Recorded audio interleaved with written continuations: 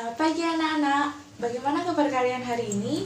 Semoga kalian tetap diberi kesehatan dan keselamatan sehingga tetap bisa mengikuti pembelajaran pada hari ini. Nah, jangan lupa untuk selalu menerapkan gerakan 3M. Apa itu 3M? Nah, 3M yang pertama yaitu memakai masker saat berpergian, mencuci tangan setelah berpergian, dan menjaga jarak dimanapun kalian berada. Nah, sebelum pembelajaran dimulai, mari kita bersama-sama berdoa menurut agama dan kepercayaan kita masing-masing. Berdoa dimulai.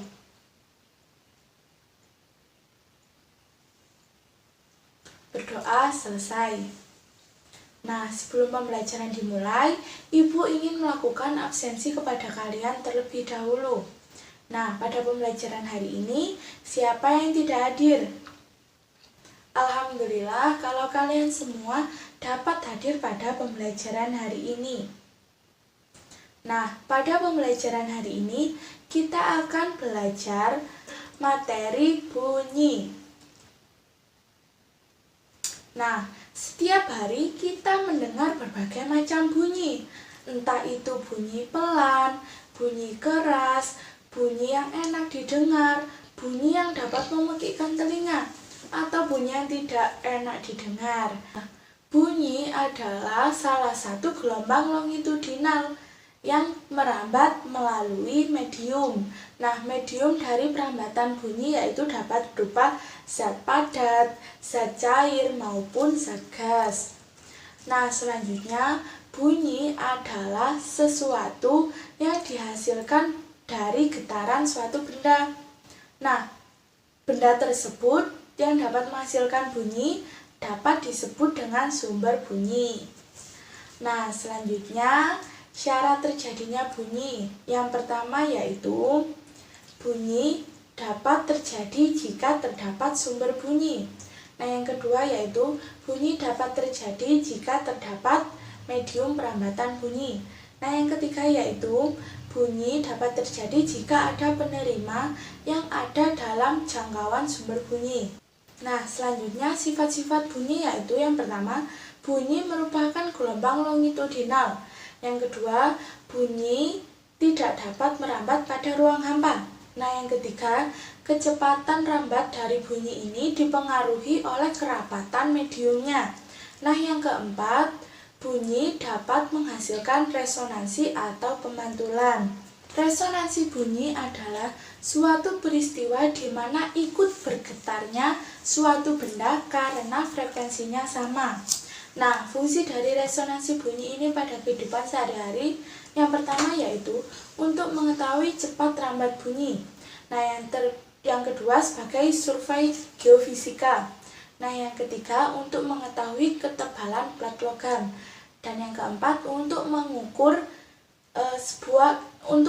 kedalaman sebuah tempat. Nah, selanjutnya bunyi dibagi menjadi beberapa macam. Nah, yang pertama yaitu bunyi infrasonik. Nah, bunyi infrasonik adalah bunyi yang memiliki frekuensi kurang dari 20 Hz. Nah, bunyi ini biasanya dapat didengar oleh angsa, terus oleh kuda, dan oleh anjing. Nah, selanjutnya bunyi audiosonik. Nah, bunyi audiosonik ini adalah bunyi yang memiliki frekuensi antara 20 Hz sampai dengan 20.000 Hz. Nah, bunyi ini yang biasa kita dengar. Nah, selanjutnya bunyi ultrasonik. Bunyi ultrasonik adalah bunyi yang memiliki frekuensi lebih dari 20.000 Hz. Nah, biasanya bunyi ini dapat didengar oleh kelelawar atau hewan lumba-lumba. Nah, selanjutnya adalah nada. Nada adalah bunyi yang memiliki frekuensi yang beraturan. Nah, selanjutnya adalah desa. Desa adalah bunyi yang memiliki frekuensi yang tidak beraturan. Nah, selanjutnya adalah gaung atau kerdam. Nah, gaung atau kerdam adalah bunyi pantul yang datang bersamaan dengan bunyi asli. Nah, gaung atau kerdam ini mengganggu bunyi asli. Nah, selanjutnya yaitu gema. Gema adalah bunyi pantul yang datang setelah bunyi asli dikeluarkan. Nah, gema ini berfungsi untuk kenakan bunyi asli. Hai, Assalamualaikum warahmatullahi wabarakatuh. Nah, pada kali ini kita akan belajar materi energi bunyi. Bunyi berasal dari benda yang bergetar. Nah, setiap hari kita mendengar bunyi seperti contohnya orang berbicara, suara binatang, bunyi musik. Setiap benda yang menghasilkan bunyi disebut dengan sumber bunyi. Nah, sekali lagi, setiap benda yang menghasilkan bunyi disebut dengan sumber bunyi. Tidak semua bunyi dapat kita dengar. Nah, selanjutnya Ibu akan menjelaskan tentang frekuensi. Frekuensi adalah banyaknya getaran dalam 1 detik. Tinggi atau rendahnya bunyi ditentukan oleh banyaknya frekuensi. Nah, ditinjau dari frekuensinya, bunyi dibagi menjadi 3 jenis. Yang pertama yaitu bunyi infrasonik. Adalah bunyi yang memiliki frekuensi kurang dari 20 Hz. Nah, bunyi ini tidak dapat didengar oleh manusia, tapi dapat didengar oleh beberapa jenis hewan, contohnya seperti ayam, jangkrik, kucing, dan angsa, ataupun kuda dan anjing. Nah, selanjutnya yaitu bunyi audiosonik. Adalah bunyi yang memiliki frekuensi di antara 20 Hz dan 20.000 Hz. Nah, bunyi yang dapat didengar oleh manusia, contohnya seperti bunyi alat musik, bunyi kendaraan, dan bunyi pada saat seseorang berbicara kepada kita. Nah, selanjutnya yaitu bunyi ultrasonik. Adalah bunyi yang memiliki frekuensi lebih dari 20.000 Hz. Nah, bunyi ini tidak dapat didengar oleh manusia, tetapi dapat didengar oleh beberapa jenis hewan. Contohnya seperti kelelawar, hiu, maupun lumba-lumba. Nah, bunyi tidak dapat merambat pada ruang hampa atau ruang yang tidak memiliki zat perantara. Contohnya seperti luar angkasa, kemudian planet. Membuktikan bahwa suara merambat melalui benda padat. Bahan dan alat yang diperlukan, jam meja. Metode: letakkan jam di ujung sebuah meja di ruangan yang sepi. Lalu, kita berdiri di dekat ujung lain dari meja dan coba dengarkan detak jam tersebut. Kita pasti dapat mendengar detak jarum detik, karena suara merambat melalui udara. Sekarang tempelkan telinga kita ke ujung meja seperti ini. Maka suara detakan jam terdengar lebih kencang dan jelas. Percobaan ini membuktikan bahwa suara merambat melalui benda padat. Membuktikan bahwa suara merambat melalui benda cair. Bahan dan alat yang diperlukan, boneka yang berbunyi jika diremas, kantong plastik, ember plastik yang diisi air, benang. Metode: masukkan boneka plastik ke dalam kantong plastik. Lalu, ikat ujung kantong plastik dengan benang. Masukkan boneka tadi ke dalam air di ember. Remas boneka dan kita dapat mendengar bunyinya samar-samar. Sekarang tempelkan telinga kita di ember. Lalu, remas boneka tersebut. Maka, bunyinya terdengar lebih kencang dan jelas. Kesimpulan, percobaan ini membuktikan bahwa suara merambat melalui cairan. Nah, selanjutnya Ibu mempunyai lembar kerja peserta didik untuk kalian. Kalian dapat mengerjakan dengan bantuan keluarga, orang tua, kakak, teman, maupun saudara. Nah, pada lembar kerja tersebut, kalian diminta untuk mengidentifikasi sifat-sifat bunyi. Nah, pada lembar kerja tersebut tersedia 3 percobaan. Nah, kalian diminta untuk melakukan 3 percobaan tersebut. Nah, pada percobaan pertama, kalian diminta untuk mengidentifikasi sifat bunyi yang merambat melalui benda gas. Nah, pada percobaan yang kedua, kalian diminta untuk mengidentifikasi sifat bunyi yang merambat melalui benda padat. Nah, pada percobaan yang ketiga, kalian diminta mengidentifikasi sifat bunyi yang merambat melalui benda cair. Nah, setelah kalian kalian melakukan percobaan pada lembar kerja peserta didik, kalian diminta menuliskan hasil percobaan 1-3 pada tabel yang sudah tersedia. Kemudian kalian dapat menjawab beberapa soal pada lembar kerja peserta didik yang sudah Ibu bagikan tadi.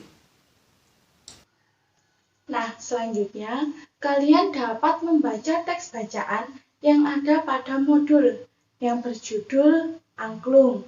Nah, setelah kalian membaca, Ibu minta kalian untuk mengidentifikasi pengetahuan baru apa yang ada pada teks bacaan tersebut. Sebelumnya, Ibu akan menjelaskan terlebih dahulu kepada kalian cara mengidentifikasi pengetahuan baru. Nah, apa sih pengetahuan baru itu? Nah, pengetahuan baru adalah pengetahuan yang diperoleh atau didapat pada teks bacaan yang awalnya tidak diketahui oleh pembaca. Nah, biasanya pengetahuan baru ini disajikan pada gagasan pokok setiap paragraf pada teks bacaan. Nah, adapun cara-cara untuk mengidentifikasi pengetahuan baru pada teks bacaan. Yang pertama yaitu kalian harus membaca cermat dan membaca keseluruhan teks bacaan tersebut. Yang kedua, kalian harus meningkatkan fokus membaca kalian. Yang ketiga, kalian dapat mencari kalimat utama yang menjadi gagasan pokok pada setiap paragraf. Nah, selanjutnya kalian dapat menandai atau menggarisbawahi kalimat utama yang sudah kalian temukan. Selanjutnya, kalian dapat mencari informasi dari gagasan pokok yang sudah ditemukan. Nah, selanjutnya, kalian dapat merancang gagasan pokok hingga menjadi pengetahuan baru dari suatu teks bacaan. Nah, dari teks bacaan angklung, pengetahuan barunya adalah angklung adalah alat musik yang terbuat dari bambu yang berasal dari daerah Jawa Barat. Nah, selanjutnya Ibu sudah menyiapkan teks bacaan untuk kalian kerjakan dan kalian identifikasi. Nah, setelah kalian membaca teks bacaan tersebut, kalian dapat mengidentifikasi pengetahuan baru apa yang ada pada teks bacaan. Nah, dari dua teks bacaan tersebut, ada dua benda. Yang pertama yaitu angklung, yang kedua yaitu recorder. Nah, angklung dan recorder itu tadi termasuk ke dalam benda apa? Ada yang tahu? Nah, betul, termasuk ke dalam alat musik. Apa itu alat musik? Siapa yang tahu? Nah, alat musik adalah suatu instrumen yang dibuat atau dimodifikasi untuk menghasilkan musik. Nah, berdasarkan sumber bunyinya, alat musik dibagi menjadi 5. Yang pertama yaitu idiofon. Idiofon adalah alat musik yang sumber bunyinya berasal dari getaran pada badan alat musik tersebut. Contohnya seperti angklung, kolintang, dan gong. Nah, selanjutnya yaitu aerofon. Aerofon adalah alat musik yang sumber bunyinya berasal dari hembusan udara pada rongga alat musik tersebut. Contohnya seperti seruling, kemudian recorder, kemudian ada trompet. Nah, selanjutnya yaitu kordofon. Kordofon adalah alat musik yang sumber bunyinya berasal dari dawai. Contohnya seperti biola. Nah, selanjutnya yaitu membranofon. Membranofon adalah alat musik yang sumber bunyinya berasal dari kulit membran. Contohnya seperti kendang, rebana. Nah, selanjutnya yaitu ada elektrofon. Elektrofon adalah alat musik yang sumber bunyinya dibangkitkan oleh tenaga listrik atau elektronik. Contohnya seperti keyboard, piano listrik, dan gitar listrik. Nah, jika berdasarkan cara memainkannya, alat musik dibagi menjadi 5. Yang pertama yaitu alat musik tiup. Contohnya seperti apa? Nah, betul, contohnya seperti seruling, kemudian trompet, recorder. Nah, yang kedua yaitu alat musik pukul. Contohnya seperti kendang, gong. Nah, selanjutnya yaitu alat musik gesek. Contohnya seperti biola. Selanjutnya alat musik petik. Contohnya seperti gitar. Selanjutnya yaitu alat musik tekan. Contohnya seperti keyboard, pianika. Nah, selanjutnya Ibu sudah membawa sebuah alat musik. Ada yang tahu ini alat musik apa? Nah, betul, ini adalah alat musik recorder. Ibu akan memainkannya.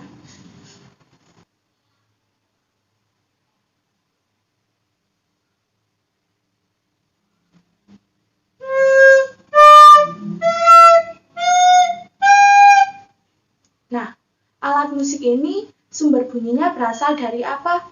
Atau berasal dari mana? Nah, betul. Alat musik recorder sumber bunyinya berasal dari hembusan udara pada rongga alat musik ini. Nah, alat musik recorder ini termasuk ke dalam jenis alat musik apa? Nah, alat musik recorder termasuk ke dalam jenis alat musik aerofon atau alat musik tiup.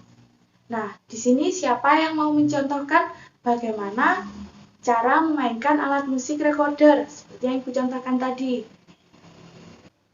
Nah, selanjutnya Ibu sudah menyajikan LKPD yang harus kalian kerjakan. Nah, sebelum kalian mengerjakan LKPD, kalian dapat membaca petunjuk mengerjakan LKPD tersebut. Setelah itu, kalian dapat menganalisis dan menuliskan jawaban kalian pada lembar kerja yang sudah tersedia. Nah, selanjutnya Ibu akan mencontohkan kepada kalian cara bermain recorder atau alat musik yang dapat menghasilkan bunyi dengan lagu Gundul-Gundul Pacul.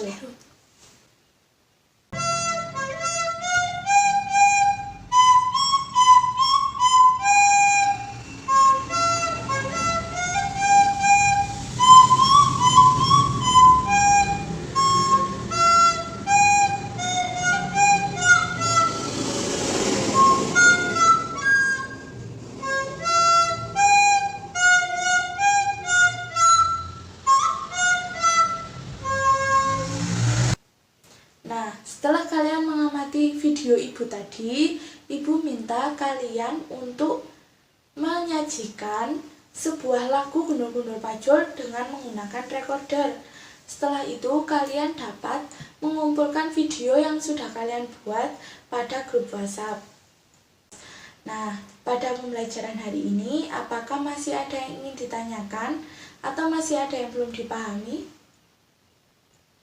Semoga kalian dapat memahami materi yang sudah Ibu sampaikan tadi. Nah, jika kalian sudah paham, mari kita bisa mengakhiri pembelajaran pada hari ini. Nah, sebelum pembelajaran diakhiri, mari kita berdoa terlebih dahulu menurut agama dan kepercayaan kita masing-masing. Berdoa dimulai.